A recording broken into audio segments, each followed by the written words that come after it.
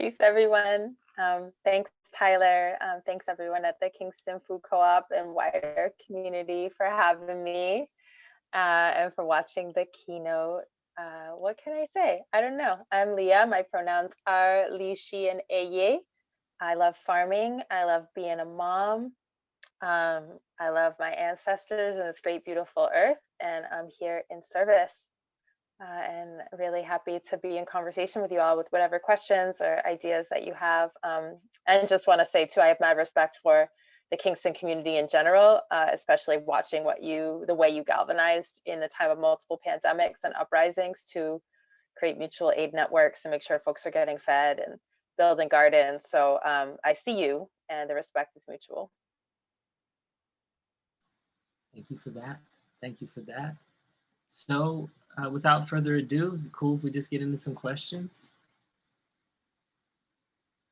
And for everyone, please add your question to the Q&A here, and we'll get to as many of them as we can. First question is from Innocence Powell, Inno. How important is spacing with cabbage and kale and summer squash? Yes. All right. So I will answer your question, but first I have to say that I have this like sort of joke, not joke with my family that like I got into farming because I'm a super nerd about soil and plants. I was a biology major, but then because the food system is so bleeped up and super racist and horrible, I mostly only talk about that. But I feel deeply grateful when someone asks me a technical question. So spacing is really important. And I say this from personal experience because, no matter how many times I grow something and see how big it gets, I never believe it. I never believe that tiny seedling will truly be like 12 to 18 inches in diameter in the case of a brassica, or 2 to 3 or even more feet in the case of a cucurbit like a squash. And when you plant things really close together, you get disease, they don't thrive, they don't produce as much. So following the spacing on the seed packet, I will say one way that you can sneak it a little bit is if you're not doing rows and walking or tractoring in between every row, you can actually take the in-row spacing and make that the spacing on center. So like, for example, a packet of carrot seeds might say, space every 1 inch apart in the row, but a foot apart between rows. And if you're just planting in a bed, you can just put each seed 1 inch apart, if that makes sense, and like fill the whole bed. So you get a lot more that way. But yeah, it matters. I like that the first question like elicited such a response from you. That was great. Thank you, Inno. So next we have a question from Alan Goldhammer. He wonders if there's an email where he can write to you. That's so sweet. So I will say almost everything that you might want to know about Soul Fire Farm is on our website, soulfirefarm.org. So definitely check that out. It'll probably answer most of your questions. But our email address is love, LOVE, at soulfirefarm.org. And the reason it's love is because we have to always remind ourselves why we do the work. It's not because of fear or hate, or any other of those important but constricted places. It's really because of a love of the earth and the people who love the earth. So you can find us there. Thank you for that. I love the email address. It's great. Shout out to Naima, who did the poem, for giving us the idea for the email address. Just said, I met Naima a while back. They came to Omega with climbing poetry, and I was a sound engineer for them. So it was like, oh, really? Yeah. All right, I'm gonna tell Nai that I was with Tyler, the sound engineer from Omega, because we're about to have some ramen after this. Naima lives here on the farm too, which is one of the best things that ever happened to me in my life. Like, sibling love is the best kind of love, I think. Wow. And we make dinner for each other. Sounds like it's gonna be delicious. So Henry Loengard says, are you integrating permaculture practices at the farm? Okay, so you did say that word, didn't you? So here's the thing about permaculture, right? The short answer is yes, by what I think you mean. However, a challenge with the concept of permaculture is that, frankly, it's kind of the amalgamation of a whole lot of indigenous people's ideas from around the world that were repackaged, branded, and then sold for a profit that did not benefit those indigenous communities. So, whenever I'm thinking about good ways to share cultural knowledge, I'm always asking myself, was there consent, was there compensation, and was there credit? And those three things haven't really happened with permaculture. I will say that there's a lot of folks who care a lot about that and are trying to do right. Pandora Thomas at Earthseed Permaculture Farm on the West Coast is one of those people who's trying to make the shifts necessary to have compensation, credit, and consent. But all that to say, the practices, things like, using zones for how we lay out landscape, being very responsive to what the environment is asking us to put where, perennial polycultures, so really emphasizing plants that come back year after year, like brambles and trees and medicinal herbs, and planting them together in these mutually supportive ways. So yes, all of those practices, but I would say that something that we try to do is research the origin. Like for example, it's mentioned, I think briefly in the keynote, that one of our perennial polyculture practices is called the Jardin la Cour, or the Haitian house garden, which is a form of like terraced orchard that integrates medicinal herbs, and it's specifically Haitian. So rather than call it permaculture, we call it Jardin la Cour, and acknowledge that origin. Thank you for that. Excuse me to anyone who I mispronounce your names or words that you write in these questions. I promise I'm trying my best. But this next question is from Gabby Sarhos. They say, what's the most biophilic lesson you learned since you started farming? Every day. Let's see. Most biophilic lesson that I've learned. I mean, I'll just say the most recent one, because one of my, I guess, spiritual practices, you could say, is the idea of sacred biomimicry. So I'm always looking to the earth biota in terms of what they're teaching us metaphorically. So it's raspberry pruning time. So I've been out, pruning the florocanes and primocanes and getting the raspberries in order. And it helps them. Like, it helps them to have airflow. It helps them to have the sunlight come through. And yet the whole time they're attacking me, they're just scratching up my face and resisting and biting and kicking. And so I always am like, well, okay, what is the lesson in this? And there's obviously lots of things you could pull from that. But I think about how what's necessary is often painful. What's necessary is often challenging. And just because there is pain or resistance doesn't mean the thing doesn't need to be done. And in the end, the raspberries are going to be like, oh, cool, mom. Like, thanks for the extra sunlight and airflow so I don't get diseases. I really appreciate that, but in the moment, they're real mad. I have like these little scratches right here. I like the personality of those raspberries. Yeah, vicious. Okay. Shelley Forster says, can you tell us about any pending legislation for farm worker rights that we should learn about and support? Definitely. So there's this one piece of legislation that's been kicking around for a couple of years now, and I don't know how recently it's been reintroduced, but it's called the Fairness for Farm Workers Act. And what it would do is essentially equalize the labor protections that all workers have, except for farm and food workers in this country right now. So things like the right to collectively bargain, the right to a day off in 7, the same minimum wage, workers' comp, overtime pay, those types of protections.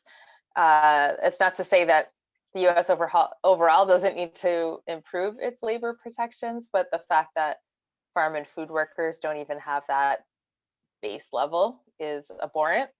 So the Fairness for Farm Workers Act would get rid of the exclusions in the Fair Labor Standards Act and the National Labor Relations Act to make it the same for all workers. Thank you for that. I was unaware. That seems important right now.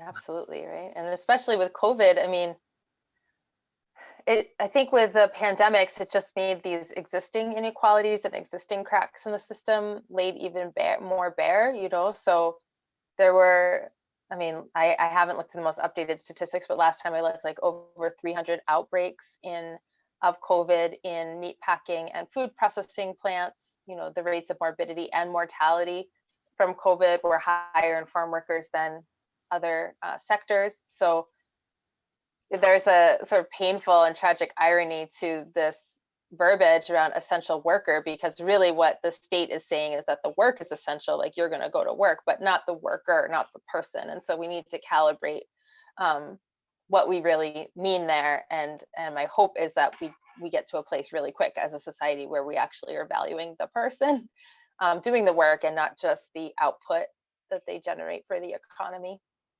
Yeah, absolutely. So our next question came via email. And it says, the recently passed COVID relief bill provides an infusion of financial support to Black farmers. What's your opinion of this commitment from Democrats? I mean, it's pretty incredible. So a little bit of backstory about how that came to be. Again, mentioned very briefly in the keynote was the Pigford v. Glickman case, which was when Black farmers filed a class action lawsuit against the U.S. Department of Agriculture for decades of discrimination.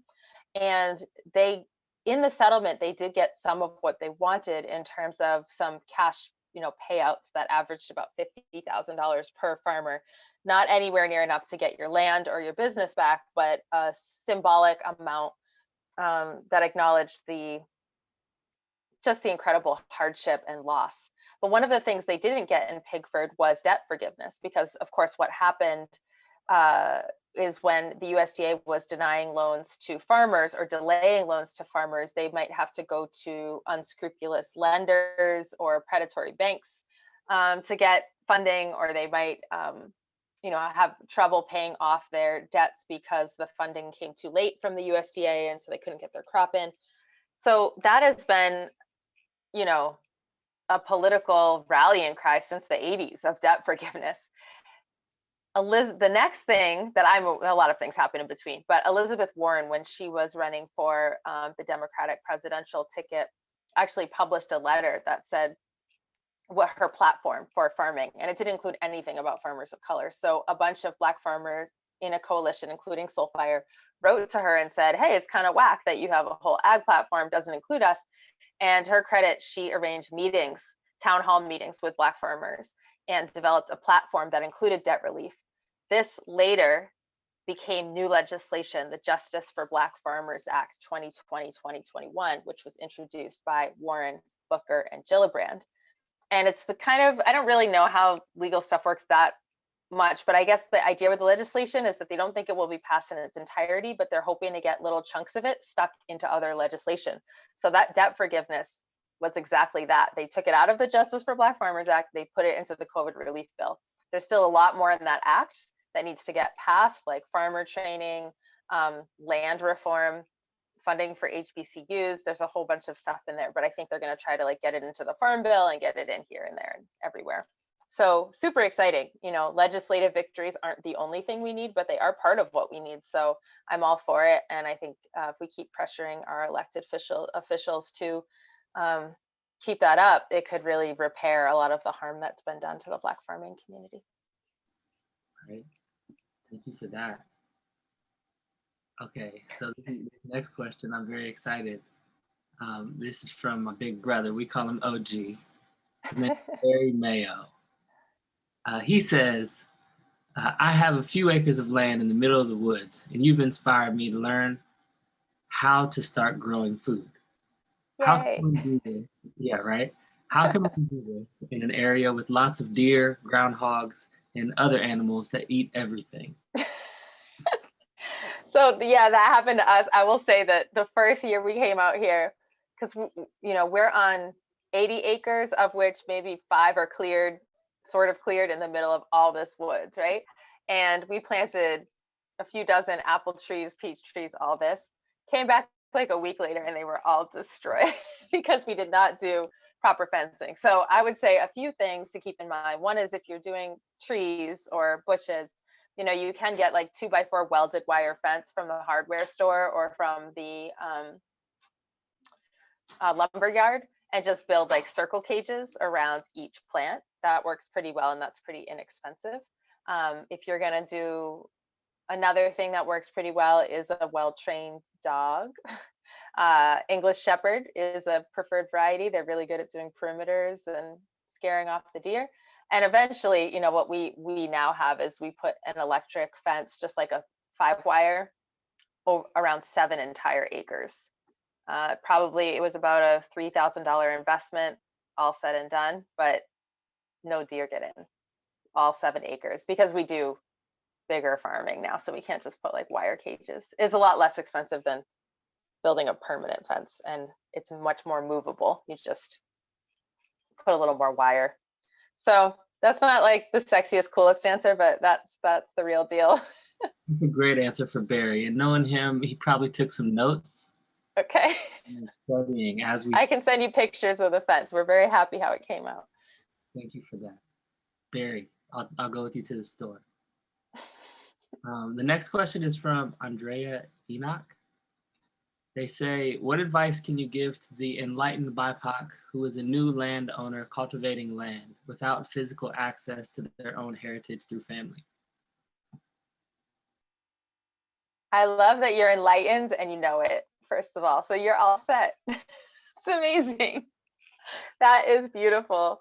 So I mean, what I'm hearing under that is like, how do we learn, right? Because most of us, I will say that that's an assumption, but I think many of us, especially in the Northeast or outside of the South, can be disconnected from just learning from a parent or a grandparent. And so we got to go find other knowledge. I personally learned how to farm by being an employee on other people's farms.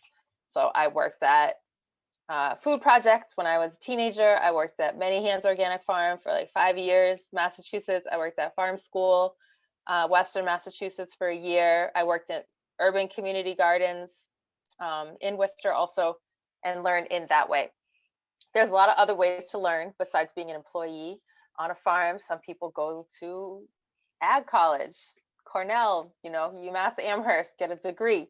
Other people will be able to self-teach by taking a few workshops, like you come to one of Soul Fire's workshops, you watch some webinars, you're really good at reading manuals, phone a friend, you know. And I would say the other way is that some folks are able to find a mentor. So even as they are starting up their own farm, they find an elder who knows how to garden or farm in the community, who's willing to pass on the knowledge, which is, you know, that's like the platinum option if you can do that. But the thing is, the seeds want to grow, right? They know what they are destined to do. So there's many right ways, and it's okay to try and make mistakes and try again. Great answer. So many options to go like learn how to get your grow on. How did you learn how to grow, Tyler? Still learning. How? What you doing? I just got tomato. That's it. I've only grown tomato. Did it survive? Did you get a tomato like fruit to come? It won. But I have 3 2.5-year-olds. I have triplets, so I spend so much time trying to help them grow that like I'm not doing so well in like helping other seeds grow. Okay. Well, we need to turn this Q&A around because I need to know how you raise triplets, because that just blew my mind. Wow. I'm not so sure how. The next lecture can be a parenting. Yeah, we can. But Howard I don't think Howard cares about my babies. He's more interested in if you're providing food to table supplies to restaurants. We don't supply restaurants, mostly because, you know, we're a pretty small operation, and even with providing all of our food to community members who are food apartheid survivors through our doorstep delivery program, we still have a waiting list. And so, you know, as a farm that is a nonprofit, food justice oriented farm, we've just decided to put all our food in that mission direction. Maybe the small exception to that is we make some value add products that we sell in our store just so people can support and engage. And there's a couple of restaurateurs and, you know, shops and stuff that will buy our teas or value add products and include those. Thank you for that. Orion Blake says, are you looking into a NY-based Slavinakwas Emerging Chesapeake Food Systems Trust? What are we looking into? One more time? Oh gosh, I just butchered that one. I don't know how to say this word. I'm gonna try it again. let's see, SLY, Sly Vanakwas, Emerging Chesapeake Food Systems Trust. Oh, okay. I don't know a lot about that. But I know that they have a really active like social media presence and do their own speaking and stuff. But so definitely check that out. But I think that, you know, in the Northeast region, the way that I see some collaboration happening that's really dope is between different organizations that want to support Black and brown farmers and are also led by Black and brown farmers, so that those farmers get support like from seed to table. So for example, we have the Northeast Farmers of Color Land Trust, right? So they're working on land access. There's the Black Farmer Fund of New York working on making sure that farmers have capital. There's Black Farmers United, which is policy advocacy to make sure the laws are in place and the political support. You have Farm School NYC and Soulfire as training farms, and you have Corbin Hill Food Project that's willing to buy produce to get it to market. And so you add that all up and you have like wraparound support for the farmer. So I think it's really dope to think about regional food system organizing wherever you're at, and to try to make sure that we're not relying on corporations or others who don't have our best interests at heart to manage those systems for us. And I'm just being called to say, and through not just specific to food and agriculture, but the movement at large, it's the right thing to do and benefits society to look at Black and brown folks to lead and shape the actions that we take. Like, let's listen to the most impacted and marginalized people. The next question is, how does the Soulfire family decide what to grow each year? Oh, so a few ways. I mean, one is we're growing mostly for our Solidarity Share members. We also grow for our program participants who come through. So we pay attention to what folks like to eat. That's a big thing. And so, for example, like Ria Ibrahim is our kitchen magician, and she's always trying out new recipes. And so she'll tell me, I need you to grow me, you know, 20 bins of this vegetable and 30 bins of that vegetable. So that's one way. Another way is we are, like everybody, confined by climate. You know, we do have some unheated high tunnels that help us extend our season to make it approximately North Carolina. But, you know, it's still not Georgia or Florida. So there's some things we just can't grow. Like a Scotch bonnet pepper will barely ripen by frost, even though Scotch bonnet peppers are super important in Caribbean cooking. And so we sneak them in just by, you know, just by a hair. And I would say the last thing that we pay attention to is what our soil is compatible with. So even with climate, which has to do with temperature and water, you know, our soils are really rough. They're pretty heavy clay. They're finicky about what they want to deal with, and they love to grow small fruits, and they love to grow herbs. So increasingly, we've been converting some of our annual crop area over to like this fruit and herb forest because the ground seems to get along with that real good. Thank you for that. Up next, we have a question from Betsy Blair. Betsy says, what were your sources of compost or ingredients to make your own compost? You must have needed a lot to improve your soil. That's so true. I love that question, because when we started out, we did not make all of our own. I mean, we made compost, but it would be this little pile. And meanwhile, we're trying to take acres of lands and build it up. So we purchased compost from local farmers. So people who had, you know, horse or cow manure mixed with bedding. We also bought compost, or we got free compost from the city of Troy, because they hit like compost wood chips and leaves and things like that. So we've mixed those two together. But I will say that as of last year, we finally have gotten our soil built up enough, and also started to be able to make enough compost from all of the like scraps that come off the farm, that we didn't need to purchase any. And I think we may be at a point where we don't need to purchase amendments coming into the farm for some time. So that was a huge milestone to be like, oh my goodness, almost all this fertility, like, it's just getting recycled right here on the land. It's major. Good work. Oh, amazing. The next question is from an anonymous attendee. They say, what part of New York is lacking a Black-owned farm? Oh my goodness, like the state So I got to pull up the statistic. If you go to the Black Farmers United website, you're going to get these exact statistics, but it's in like the 100 and something in terms of the total number of Black farmers in New York State, which has been declining since the early 1900s. So, you know, we just need more of us. And I hope that folks are inspired to join. I mean, farming is not the easiest thing to do, but I don't find that there's really anything more rewarding than that sacred cycle of like pulling goodness and nourishment out of the earth in collaboration with the earth. So yeah, get inspired, grow some stuff, join us, get that number at least like 300, you know? So we got about 7 minutes left. Try to keep it rolling a little bit. We have another anonymous attendee. They say, great talk. I learned a lot. Please, would you speak to the connection between racism and speciesism, since some people think it's okay to eat animals? I can tell how anonymous attendee feels about that. And I will say that, you know, I think anytime that we see ourselves as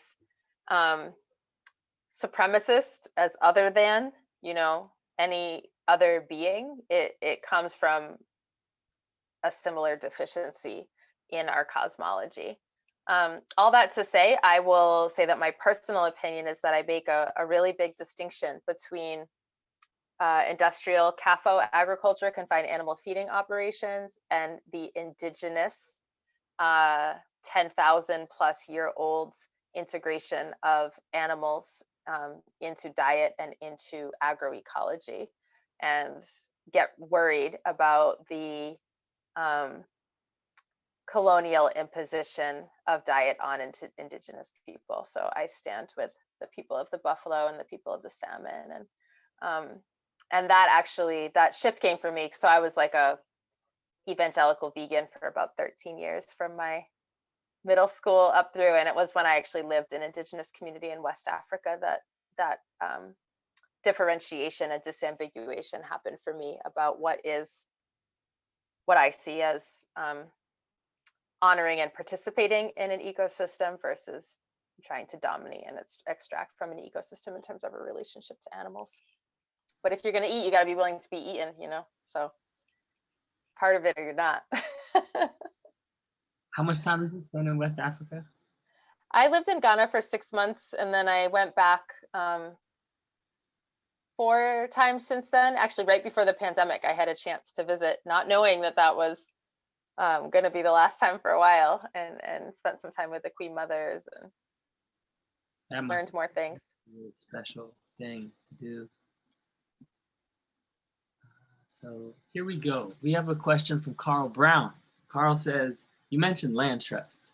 Do you know of any other areas that has created a farm co-op, land parcels used and maintained by the co-op, producing healthy food and maybe marketing that food in the Kingston co-op? Thoughts on this? I'm not so sure. Did you understand that? I didn't really understand it, but I definitely know about a lot. There's a lot of land trusts and co-ops around, and they're dope. Like, definitely check out Segorite Land Trust. Definitely check out Northeast Farmers of Color Land Trust.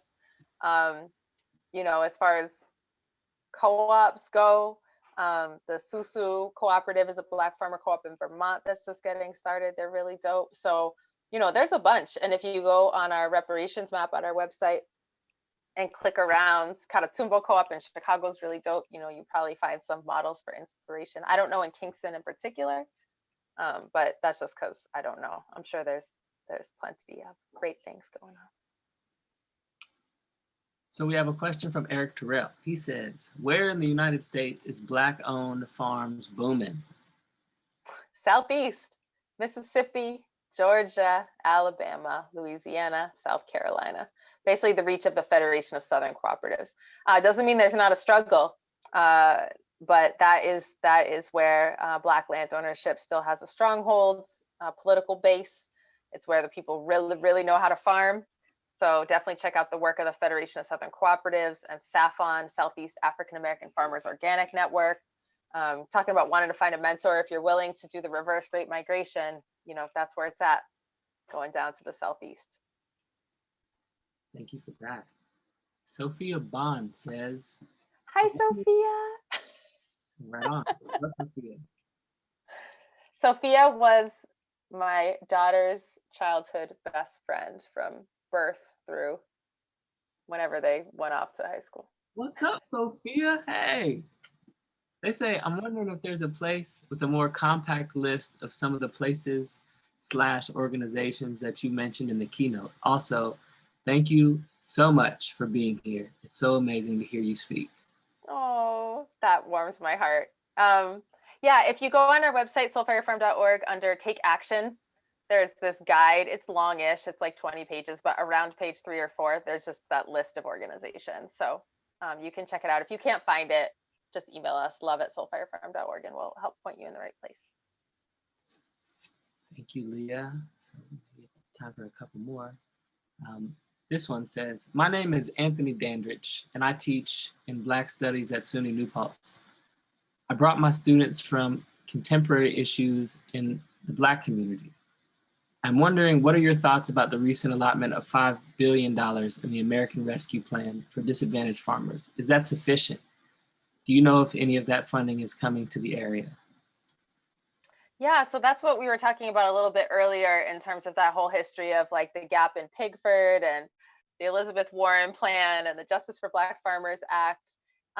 Is it sufficient for debt relief remains to be seen. It is the amount that was asked for, which is profound, but it wasn't the only action that was requested by Black farmers of the federal government to address the harms. We still need the land redistribution, we need the training programs, the funding for HBCUs, the reforms in the US Department of Agriculture to guarantee that discrimination won't continue, and so much more. So definitely check out the full text of the Justice for Black Farmers Act, and you can sign the petition at the National Black Food and Justice Alliance website and get involved in that way. Right on. This very well may be our last question. Rich says, what are the top few things that can be done on a local basis to create a more just food system, to transform the food system? Oh, there's so many right answers to that, but I will say that one thing to do, and this builds off what I said about the reparations map, is to transfer resources and platform to Black and Brown led organizations that are working on these issues, and trust them to take the lead as the experts in their own experience. So that's definitely a huge thing. I think another big thing is, especially in Kingston, you all have built some really beautiful mutual aid networks around COVID. Don't let those be emergency only. Like, take care of each other, make sure the elders have enough to eat, make sure anyone who wants a garden bed has a garden bed, that there's seeds flowing and seedlings flowing, and that these resources are really, really provided outside of an emergency basis. So I would say get involved with the mutual aid networks too. Right on. Leah, thank you for your time. Thanks, Tyler.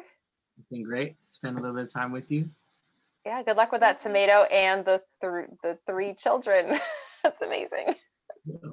I just want to say thank you guys so much, Tyler and Leah. This was such an amazing conversation, and thank all the guests who came and participated, and this was really amazing. Just big thanks to you guys. Thank you. Have a blessed night, everyone. Thanks, everybody. Peace.